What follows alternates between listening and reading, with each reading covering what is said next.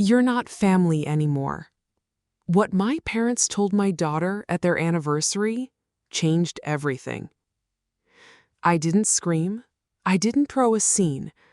But 30 minutes later, my parents were panicking, confused, shouting, and terrified. Let's rewind. Just a little. I was standing under a plastic arch dressed in limp white flowers that smelled faintly of dust.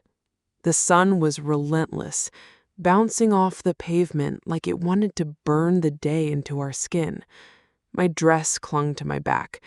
Nate was trying to juggle 2 plastic cups of warm punch, a phone with 3% battery, and a whining 7-year-old who just wanted real shoes off now. And me? I kept glancing down the gravel driveway, my heart thumping louder with each passing minute. My stomach was a knot. Emily wasn't here.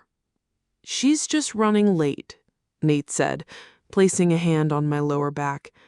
I nodded, but my fingers were clenched so tightly around my phone, my knuckles turned white. Emily had been so excited. She bought a new dress, her first grown-up dress she picked out herself. She framed a photo of her and my parents from when she was 5, and wrote on the back, "Thank you for loving me even when I'm far away." She boarded a 6 a.m. flight. She skipped a midterm review. She said, "I can't miss this. They're my only real grandparents." That word, real, echoed back at me hours later like a cruel joke. At 1:45, I gave in to the tension and asked my mom directly. She barely looked up from the centerpiece she was fiddling with. "Oh, she already came, around noon." I blinked. "What?" "She stopped by. We had a quick word." "A quick? What do you mean?" "She wasn't on the guest list," my mom said flatly, as if that explained everything. "It's a family event." "She is family." My father spoke up. "She understood, Anna. She was respectful. Didn't make a fuss." My mouth dried. I couldn't speak for a moment. "She flew across the country to be here," I said finally, my voice a whisper, because anything louder might shatter me. "She's your ex-husband's child," my mom replied. "You've moved on, we've moved on." I think in that moment, my heart didn't just break, it hardened, like molten glass cooling into something sharp. I turned and walked back to Nate. He saw my face and didn't ask a thing. I said, "We're leaving." He nodded. No questions, just action. We packed up the kids in silence. My youngest kept asking if we were going to get cake. I couldn't answer. My son had gone pale. I think he understood before I said a word. Outside, the sunlight felt harsher than before. I called Emily. Straight to voicemail. I texted, "Where are you?" 3 dots appeared, then disappeared. Then, "Are you free now?" My throat tightened. I called her. She answered with a quiet, "Hi." I asked, "Where are you?" "A little cafe down the road.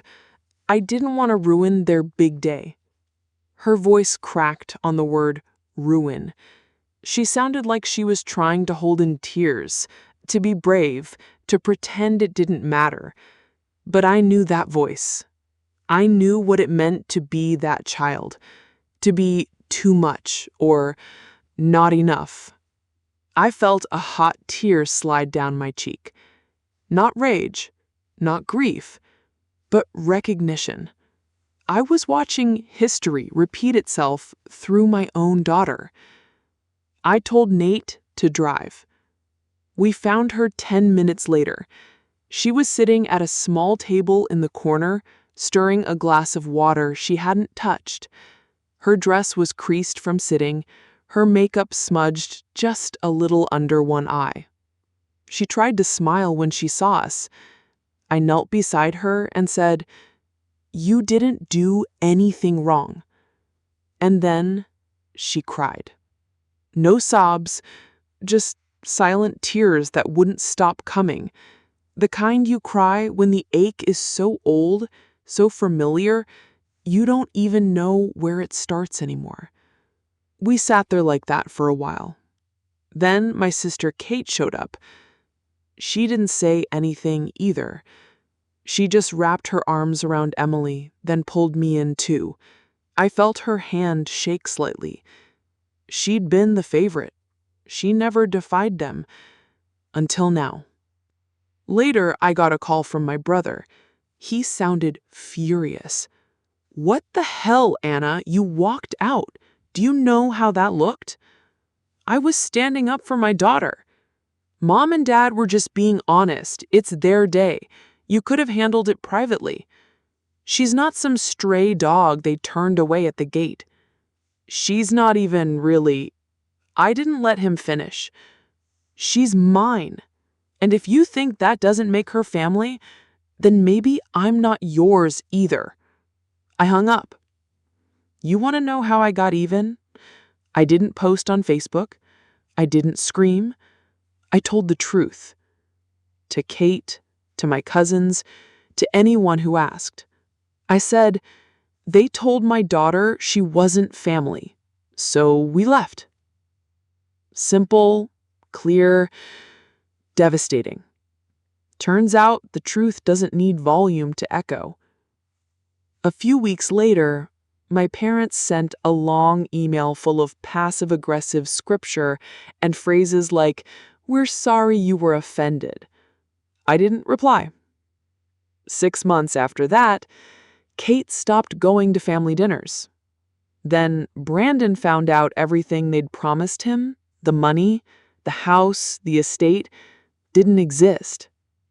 They had used him as their golden child, built him up so they'd have someone to shine. But when the spotlight turned off, there was nothing behind the curtain.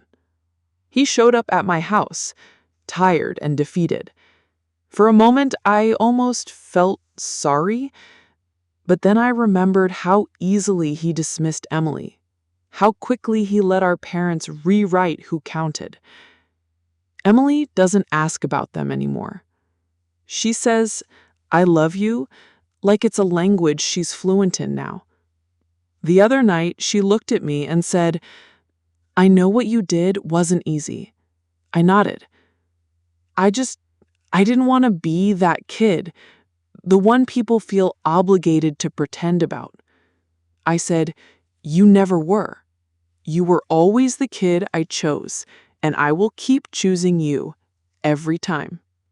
She cried again, but this time it was safe to cry. So, did I overreact? Or did I finally choose the right person to fight for? You tell me. And if you've ever had to walk away from people who should have loved you better, you're not alone. I've got more stories, and they're all real. Subscribe if you want to hear them.